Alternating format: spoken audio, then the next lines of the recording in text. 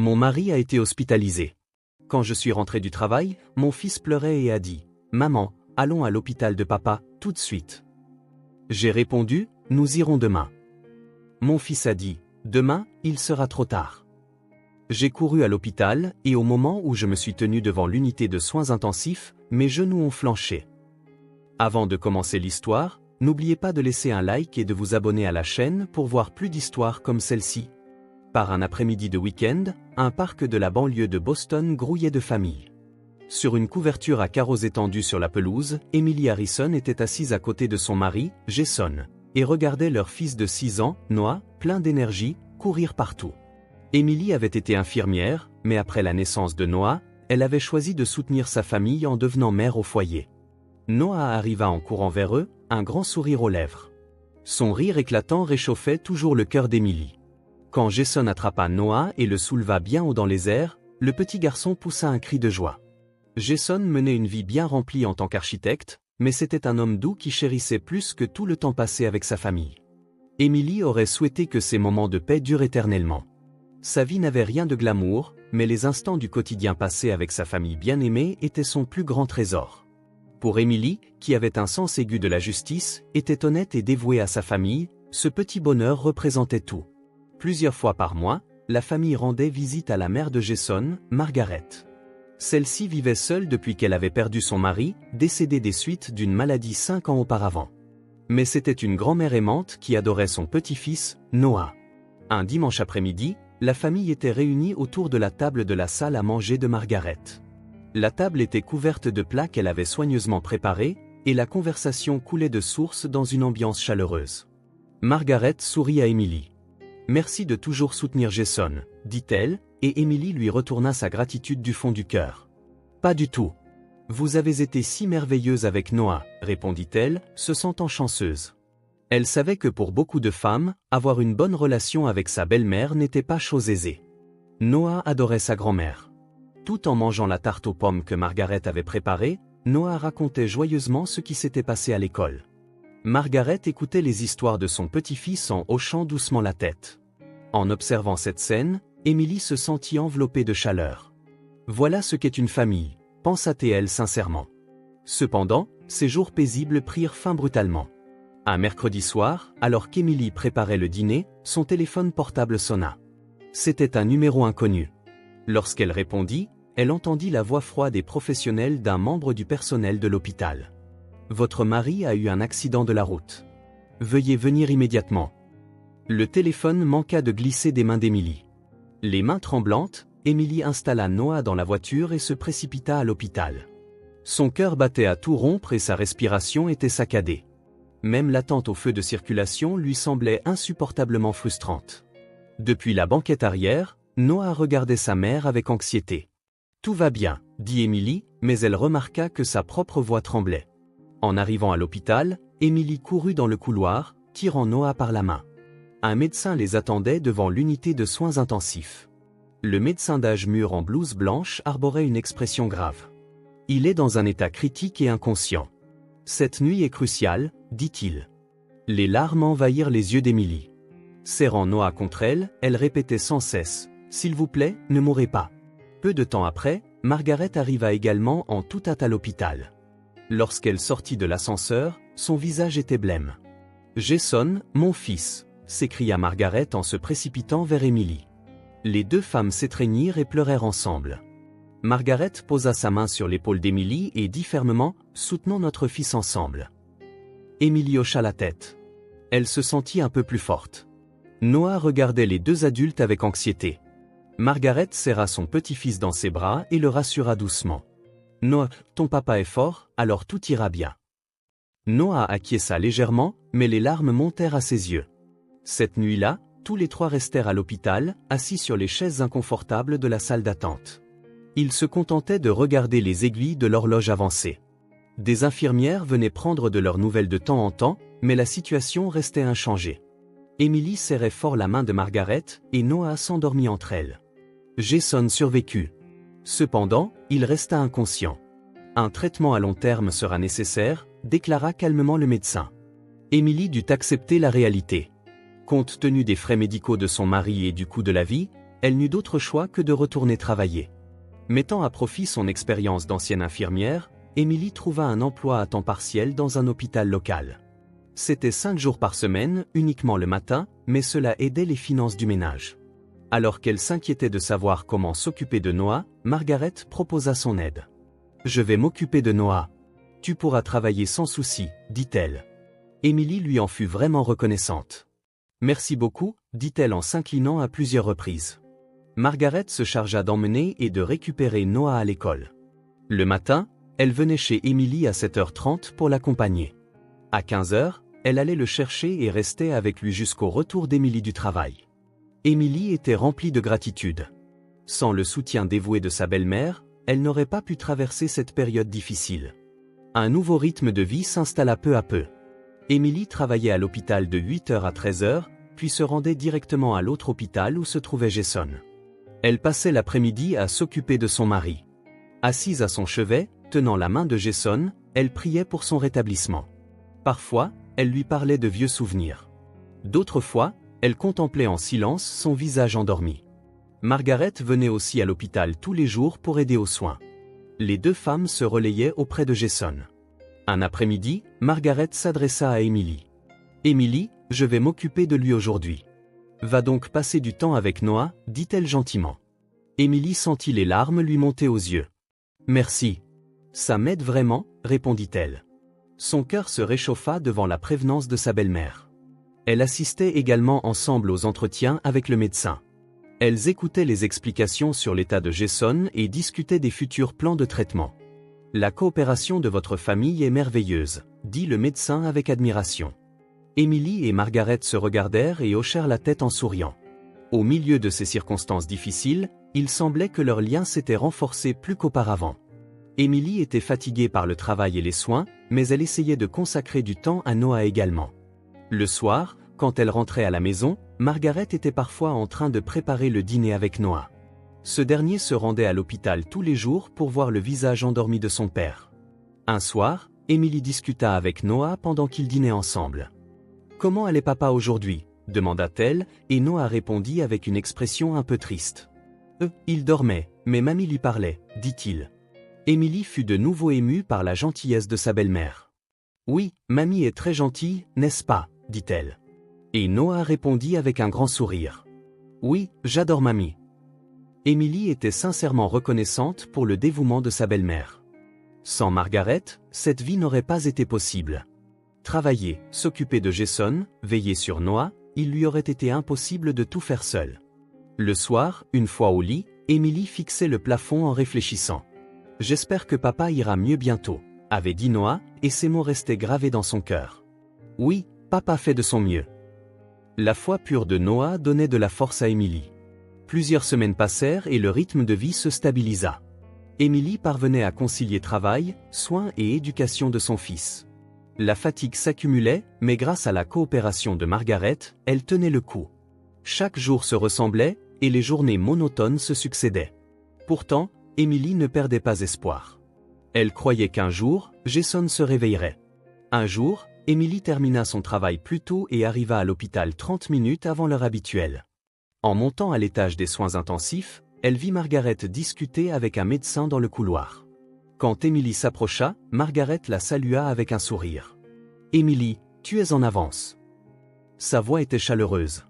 Le médecin expliqua, « Je discutais du plan de traitement avec votre belle-mère. » Émilie fut un peu surprise. « Quel genre de discussion ?» demanda-t-elle, et le médecin répondit calmement, « Ses progrès sont stables. Continuons à l'observer. » Émilie se sentit soulagée. Elle exprima sa gratitude à Margaret. « Merci beaucoup pour tout. » Les mots venaient du cœur. Margaret sourit doucement et répondit, « Nous sommes une famille, c'est normal. » Ces mots réchauffèrent le cœur d'Émilie. C'était si rassurant d'avoir une famille pour traverser cette épreuve ensemble. Émilie le ressentait profondément. Le soir, Émilie quitta l'hôpital avec Margaret. Avant d'aller chercher Noah, les deux femmes s'arrêtèrent dans un café. Tout en buvant un café chaud, Margaret lui raconta des anecdotes sur l'enfance de Jason. C'était un garçon si gentil, depuis tout petit. Ses paroles débordaient d'amour maternel. Émilie écoutait, heureuse d'en apprendre davantage sur son mari. Cette journée se termina également paisiblement, sans incident. Après être rentrée chez elle, Émilie prit un bain avec Noah, lui lut une histoire et le mit au lit. Un jour, Émilie fut retenue par un problème inattendu au travail. L'état d'un patient se détériora soudainement, et elle quitta l'hôpital 1 heure plus tard que d'habitude. Traînant son corps épuisé, elle rentra chez elle en voiture et arriva après 19 heures. Normalement, c'était l'heure où Noah dînait avec Margaret. Au moment où elle ouvrit la porte d'entrée, Émilie sentit une atmosphère inhabituelle. La maison était d'un calme inquiétant. Elle n'entendait ni la voix joyeuse de Noah ni le son de la télévision. Rien. Seule la lumière de l'entrée était allumée. Noah se tenait là. Le visage de son fils était inondé de larmes. Il y avait longtemps qu'elle ne l'avait pas vu pleurer autant. « Maman ?» Sa voix désespérée fit sursauter Émilie. Elle s'agenouilla, surprise. « Noah, qu'est-ce qui ne va pas ?» demanda-t-elle, mais au lieu de répondre, Noah se blottit contre elle. Son petit corps tremblait. Émilie serra son fils dans ses bras en essayant de comprendre ce qui s'était passé. Noah leva enfin les yeux et dit « Maman, allons à l'hôpital de papa tout de suite. » Ses paroles étaient empreintes d'urgence. Émilie était confuse. « Quoi, maintenant ? Nous devons y aller demain, » répondit-elle.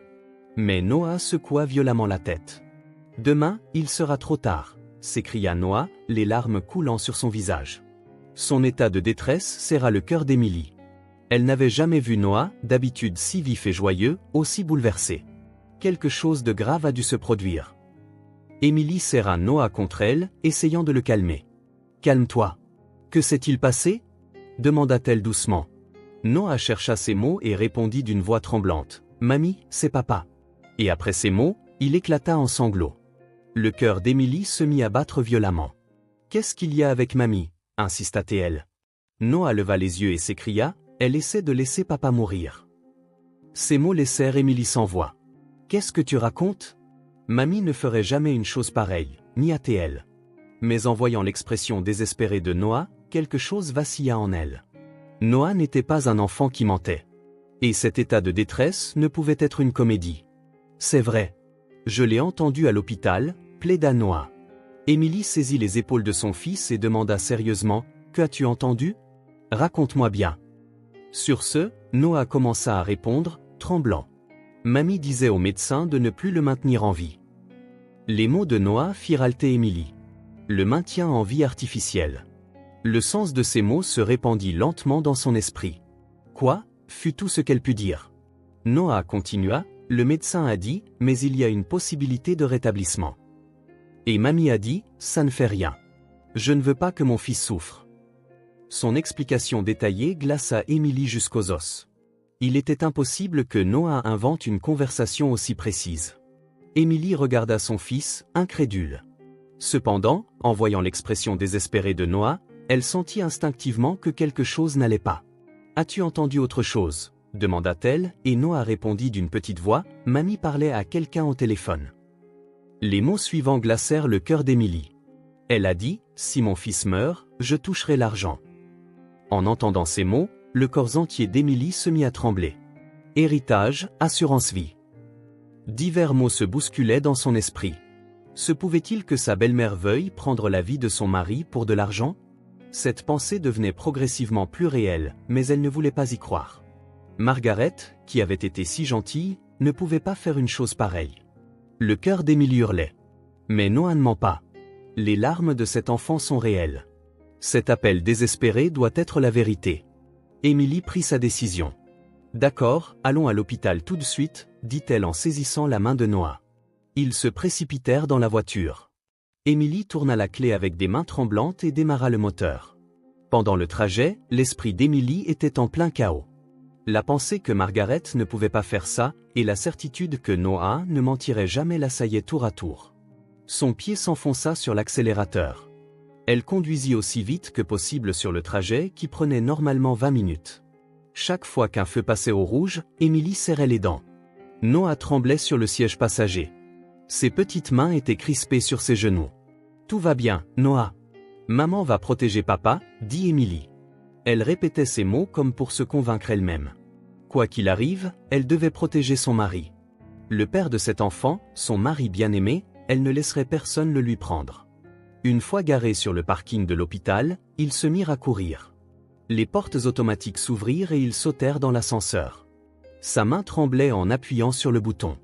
L'unité de soins intensifs était au 5e étage. À mesure que l'ascenseur montait, le cœur d'Émilie continuait de battre violemment. Les portes de l'ascenseur s'ouvrirent. Émilie tira la main de Noah et courut dans le couloir. Une infirmière leur lança « Ne courez pas, s'il vous plaît », mais Émilie ne s'arrêta pas. L'unité de soins intensifs était juste là. En tournant au coin du couloir, la zone devant l'unité de soins intensifs apparut. Il y avait 2 silhouettes. Margaret et un médecin se tenaient là. Margaret tenait des papiers. Le médecin lui tendait un stylo. Émilie comprit tout. C'est un formulaire de consentement. Un formulaire pour arrêter les soins de maintien en vie. Margaret est sur le point de le signer. De signer les papiers qui mettront fin à la vie de son mari. Sa belle-mère est sur le point de les signer. Elle essaya de crier « Arrêtez !» mais aucun son ne sortit. Sa gorge était nouée et l'air ne parvenait plus à ses poumons. La force quitta ses genoux et elle faillit s'effondrer sur place. Sa vision vacilla. « Maman !» cria Noah, la soutenant. Les petites mains d'un enfant de 6 ans soutenaient désespérément sa mère chancelante. Cette chaleur redonna de la force à Émilie. Elle prit une profonde inspiration. Puis, d'une voix tremblante, elle cria « Arrêtez, s'il vous plaît !» Sa voix résonna dans le couloir. Margaret et le médecin se retournèrent. Les papiers faillirent glisser des mains de Margaret. Émilie se releva et commença à marcher vers eux. Noah la suivait. Margaret montra un instant de surprise, mais retrouva rapidement un visage calme. Ce changement rapide mit Émilie mal à l'aise. Si elle avait été vraiment surprise, elle aurait dû être plus secouée. « Émilie, que fais-tu ici ?» La voix de Margaret était calme. C'était le ton que l'on emploie avec un visiteur inattendu. Émilie, à bout de souffle, pointa les papiers que Margaret tenait. « Que sont ces papiers ?» exigea-t-elle, et le médecin intervint pour répondre. « C'est un formulaire de consentement pour arrêter les soins de maintien en vie. » Ces mots firent presque arrêter le cœur d'Émilie. Elle le comprenait intellectuellement, mais l'entendre formuler ainsi était complètement différent. Émilie halta. « Qu'avez-vous dit ?» Sa voix tremblait. Margaret s'avança et dit à Émilie, « Calme-toi, Émilie. C'est pour le bien de notre fils. » Ses paroles étaient empreintes d'une conviction, comme si elle faisait ce qui était juste. « Jason a une chance de se rétablir, n'est-ce pas ?» cria Émilie au médecin. Le médecin hocha la tête avec une expression perplexe. « Oui, il y a une possibilité. » Cependant, commença-t-il, mais Émilie le coupa. « Alors pourquoi arrêter les soins de maintien en vie ?» exigea-t-elle, et Margaret répondit. Elle commença à parler doucement mais d'un ton résolu. « Je ne veux pas que mon fils souffre, » dit Margaret. « Le maintien en vie est cruel, connecté à des machines. Est-ce ainsi que mon fils voudrait vivre ?» Ces paroles semblaient remplies d'amour maternel. Cependant, pour Émilie, cela sonnait comme une tromperie. « Mais Jason doit vouloir vivre, » rétorqua Émilie. Les larmes coulaient sur ses joues. « Qu'est-ce que tu en sais ?» dit froidement Margaret. « Je suis sa mère. Je l'ai mis au monde, je l'ai élevé. Je connais mon fils mieux que quiconque. » Les mots de Margaret mirent Émilie en colère. C'était arrogant. Ce n'est pas parce qu'elle était sa mère qu'elle savait tout. Je suis sa femme. Légalement, c'est à moi que revient le pouvoir de décision, éleva la voix Émilie. À ces mots, l'expression de Margaret se tordit un instant. La loi. On ne peut pas mesurer les liens familiaux avec de telles choses. La réponse de Margaret contenait clairement de l'hostilité. Émilie demanda à travers ses larmes, « Pensez-vous vraiment au bien de Jason ?» Avant qu'elle ne puisse finir sa phrase, Noah s'avança. « Mamie ment. » La petite voix de Noah résonna dans le couloir silencieux. L'expression de Margaret changea nettement. Son visage se figea. Ses yeux devinrent perçants. « Noah, qu'est-ce que tu racontes ?» Sa voix avait une froideur qu'elle n'avait jamais montrée auparavant. Noah rassembla son courage et continua. « Mamie, je t'ai entendu, » dit-il en levant les yeux vers Margaret. Voir un enfant de 6 ans tenir tête à une femme adulte serra le cœur d'Émilie. « Tu parlais au téléphone, mamie, » dit Noah, tremblant mais clairement. « Tu as dit, si mon fils meurt, l'héritage me reviendra. Je ne laisserai pas cette belle fille y toucher. » À ces mots, tout le monde autour se tut. Le médecin, les infirmières, tous ceux qui se trouvaient dans le couloir retinrent leur souffle. Émilie regarda son fils. Noah pleurait, mais son regard était fixé droit sur Margaret. Margaret devint livide. Le sang quitta son visage, ses lèvres tremblaient. « Ce n'est pas vrai, dit-elle faiblement, mais sa voix manquait de conviction. « Ce n'est pas un mensonge, mamie l'a dit, s'écria Noah. Serrant ses petits poings, il plaidait désespérément la vérité. Émilie comprit enfin tout. La gentillesse de sa belle-mère était fausse. Les soins dévoués, l'amour pour son petit-fils, tout cela n'avait été qu'une comédie. Vous, ou pour l'héritage, commença à dire Émilie, et Margaret réagit soudainement avec violence. Comme si quelque chose s'était brisé, son masque tomba. Non, c'est pour le bien de mon fils, cria Margaret. Mais ces mots suivants trahirent tout. Je ne voulais simplement pas donner l'héritage de mon fils à une femme comme toi. Émilie était consternée. Quoi, dit-elle, et Margaret ne put s'arrêter. Les mots jaillirent comme un barrage qui cède. Mon fils est devenu malheureux après t'avoir épousé. Le faire travailler, lui causer du stress, provoquer l'accident. Tout est de ta faute. Les accusations laissèrent Émilie sans voix. Non, Jason faisait ça pour sa famille, rétorqua Émilie à travers ses larmes, mais Margaret ne voulait rien entendre. Une lueur de folie brillait dans ses yeux. La jalousie et la haine qu'elle avait nourrie pendant des années jaillissaient d'un seul coup. Le médecin intervint. « J'appelle la police. » Sa voix calme ramena l'ordre dans la situation chaotique. « Je n'ai rien fait de mal, » commença à dire Margaret, mais le médecin secoua la tête. Tenter d'arrêter les soins de maintien en vie sans le consentement de l'épouse du patient. C'est clairement illégal. Les paroles du médecin étaient sans équivoque. Émilie supplia le médecin.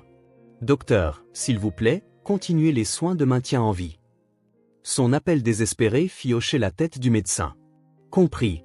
Je vais procéder au traitement immédiatement. » À ces mots, Émilie poussa un soupir de soulagement. Serrant Noah contre elle, ses larmes ne cessaient de couler. Margaret s'effondra sur place. « Mon fils, répétait-elle assise par terre. Mais personne ne lui tendit la main. Pas une seule personne ne sympathisa. Émilie regarda froidement Margaret. « N'approchez plus jamais de notre famille. » Ces mots avaient une force qu'elle n'avait jamais eue auparavant. Margaret leva les yeux vers Émilie. La haine et le regret se mêlaient dans son regard. Des agents de sécurité arrivèrent et emmenèrent Margaret.